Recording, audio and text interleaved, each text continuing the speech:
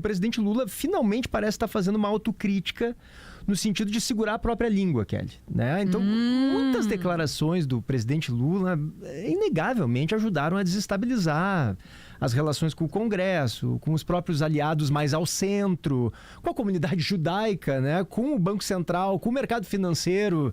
Faz 1 ano e meio que o Lula diz coisas que incomodam, desestabilizam em vários aspectos as relações do próprio governo, dele próprio, né? Com diferentes setores da sociedade.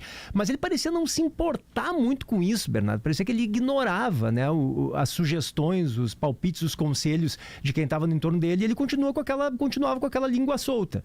Por que ele se deu conta, só agora, nesse momento, de que precisa se importar com isso, de que não dá para sair dizendo tudo o que pensa o tempo todo? Olha, de fato, o presidente Lula, para quem o conhece e acompanha a sua trajetória há muito tempo, ele é um personagem que costuma falar o que pensa.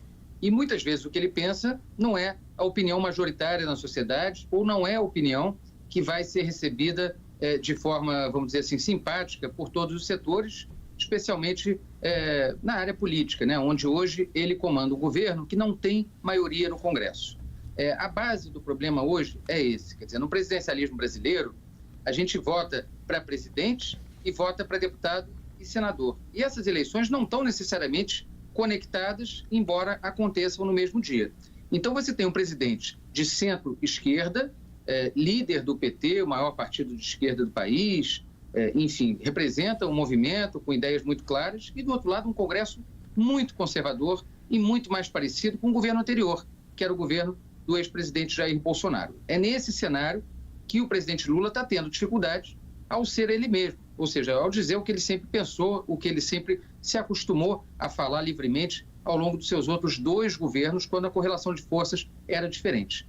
Nessa terça-feira, a gente viu um movimento interessante, que foi aquela entrevista que o Lula deu aos jornalistas que acompanham a rotina do Palácio do Planalto, na qual ele ficou o tempo todo na defensiva, com uma espécie de um freio de mão puxado, medindo muito as palavras, inclusive dizendo abertamente que ele precisava tomar cuidado, porque às vezes uma palavra mal colocada acaba gerando semanas de especulação.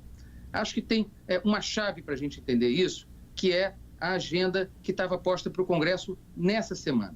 Ontem mesmo, quarta-feira, o Congresso Nacional ia se reunir para discutir os vetos presidenciais. E a perspectiva era de uma derrota do governo, da derrubada de vetos, especialmente aqueles que dizem respeito à saída temporária dos presídios e ao orçamento, às emendas de comissão. Então, diante da perspectiva de uma possível derrota, o Lula resolveu dar uma recuada, segurar um pouco a língua para tentar amaciar os parlamentares. Acabou acontecendo e deu certo, porque os parlamentares adiaram aquela sessão que estava prevista para ontem, então o governo não sofreu a derrota que ele temia. Não significa que não vai sofrer à frente, mas ganhou um fôlego aí, pelo menos mais algumas semanas de folga na relação com o Congresso.